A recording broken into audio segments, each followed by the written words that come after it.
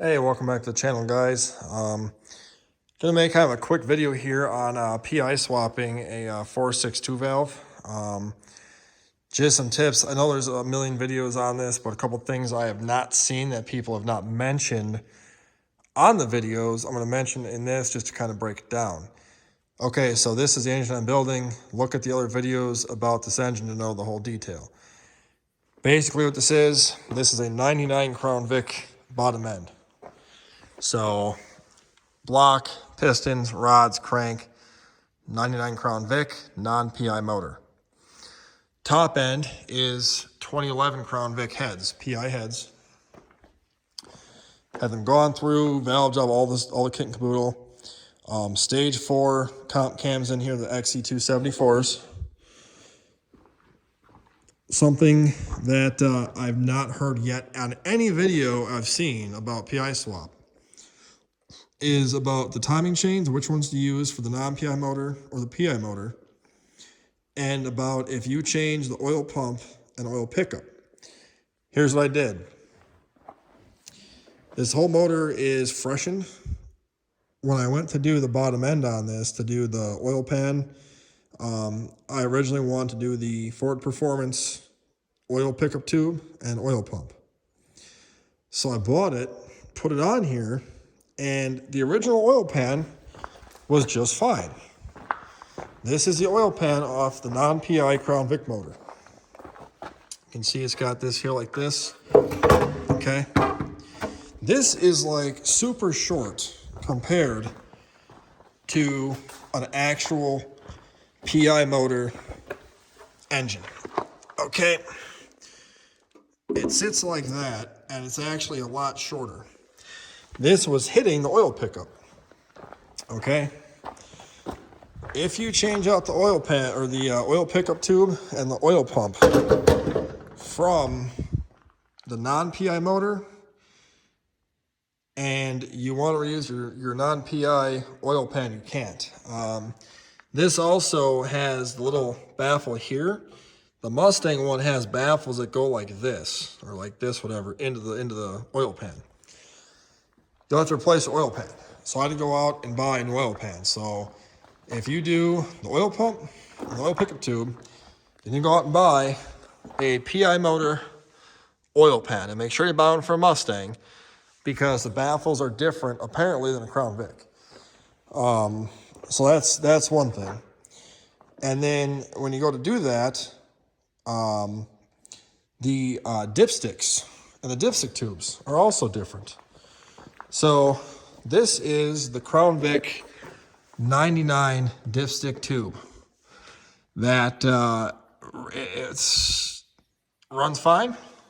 It bolts into the factory location. It's all good. Here's the thing. These are 4 dipsticks out of 4 or 6 motors. This one here is out of the 2011 Crown Vic motor. This was out of the non-PI motor. Now it's broken, but you can already tell how much shorter that is. Oh, I'm sorry. So, okay, tip to tip. That's how much shorter it would be. This one right here is out of a PI Mustang motor. This is the original dipstick out of the 02. Look how much longer that is. Okay? And then this one's out of a 4-valve motor. I just want to throw it in here just so you know. This is also another one. So they come in all different lengths. Now the 3-valve one I had is even longer than all these. But I want to make this to show you that when you go to put these in, you might not know which dipstick to use. Now obviously, if you're going from a shorter one oil pan to a longer oil pan, you're going to need a longer dipstick. That's just common sense. How much longer? What you'll have to figure out is fill it with oil when you get it all done, 6 quarts, and if it's not on full, if it's below full, you need to get a longer dipstick. So right now, I have no oil in this yet. When I do, I'll put a comment or a note below of the correct length oil dipstick. But that's something that, again, I didn't hear anything about. Nobody mentioned, hey, while you're in there and you do an oil pump and a pickup tube, you're going to need an oil pan and then a different dipstick. So there's that. Now, another thing that I don't hear much about is what timing set do you use? Do you use the one for a Crown Vic or the one for a PI Mustang? So originally I was going to buy the Ford Racing one off American Muscle. It's like $500. You get all bolts and stuff. It's for the PI motor with the steel cast tensioners. And I went and looked at it, and my buddy actually bought that exact set for his car. I was working on it. And in order to run that on non-PI black, at least on this particular one, there was a few things to change over. You had to actually take out a few dowel pins and stuff like that. And I didn't really care for the design of it. I ended up going to AutoZone and buying a, who made this one? I forget who made this kit.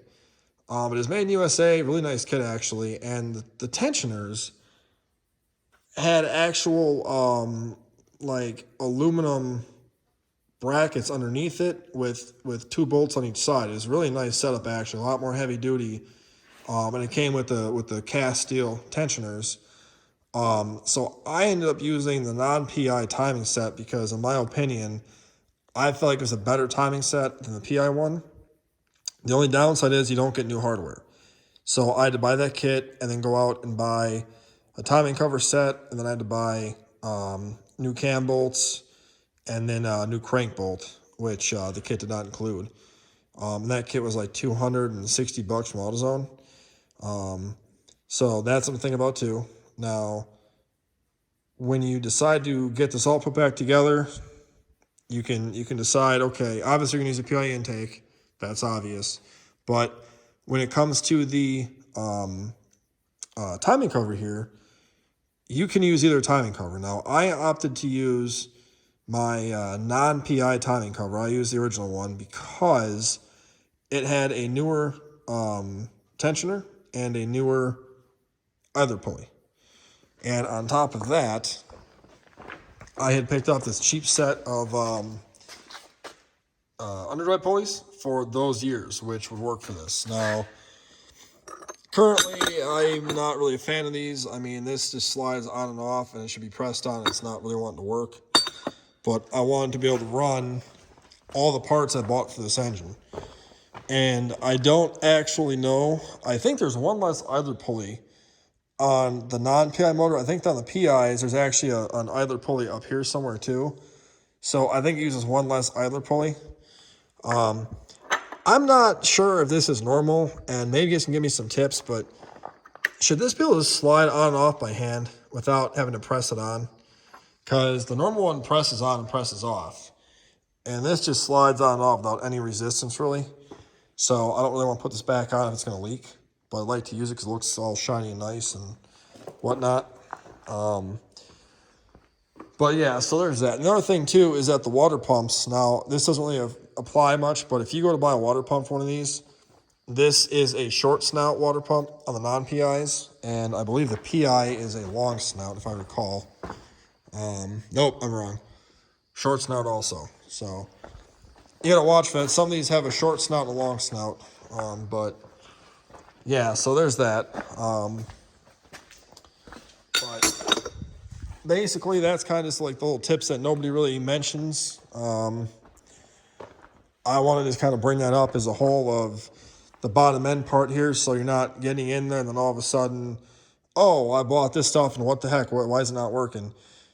If you do an oil pump and a pickup tube, the Ford Performance ones, you need an oil pan and a new dipstick. All there is to it. You're going to need that. So just kind of my 2 cents on things to help somebody out there. And obviously, you're going to buy the coolant crossover tube here. I threw this off my O2 Mustang I got, so I used it off of that. Yeah, I think that's all I wanted to kind of bring up here about the PI swap, at least. If you have a question about the cams, the stage 4s I put in here, I had actually screwed up when I reversed the 2 tensioners on here originally. Not tensioners, I'm sorry, the chain guides that the tensioners go on, I had them backwards. They are different. One is bigger than the other, and I had them switched. And by doing that, for some reason, the camshafts did have piston to valve clearance issues. They would not work. When I figured out I messed them up and I switched them back, I put, obviously this side to go first. I put all the roller followers and it spun free as can be. Did this side, same thing, and the motor spins are free as can be. I did not degree the cams, although I believe you really should. I don't have a cam degree kit, and I really don't do what I did. I really believe you should do it. I just didn't. I'm kind of in a rush to get the stuff all done and just kind of praying to God that this thing doesn't blow up when I start it up for the first time. But the XC274s for me so far are good, knock on wood. So at least there's that. Personally, I would say probably run a stage 2 cam at the most with a PI swap, just because I'm building this kind of for, I mean, that's got 430 gears in it, so I'm kind of building this as like a hopped up street car kind of thing. But yeah, so that's about it. Also, when you buy your valve cover gaskets, get the ones that have the little dealios on there. Don't just buy a gasket. Buy the ones that have the little rubber O-rings for the bolts. They're nice to have. New ones are so they don't leak. Yeah, so that's about it. Oh, and if you want to use your stock non-PI valve covers, as long as they're Romeo to Romeo, you can swap. You can have the non-PI valve cover with the oil fill on that side and kind of make it look like a non-PI motor still, so you kind of fool people. The reason why I left this the way it is and not paint it and stuff is because I'm going for kind of a stock sleeper look of when you pop the hood and like, oh, cool, you know, a couple bolt-on GT and that's it. And in reality, it's actually, you know, a kind of built motor. So, but yeah, so that's my kind of just to help you guys out here and stuff and whatnot. But one thing I do find kind of funny too, if you look at this, the 3 bolts for this tensioner and stuff, they went back to that on the three valve motor. This is where the tensioner sits, and that one pulley sits here. So they kind of, I mean, I know it's a different front cover, but I find it kind of funny how they readapted the original non-PI design to the 3 valve motor. But all right, we'll catch you guys later. We'll talk to you.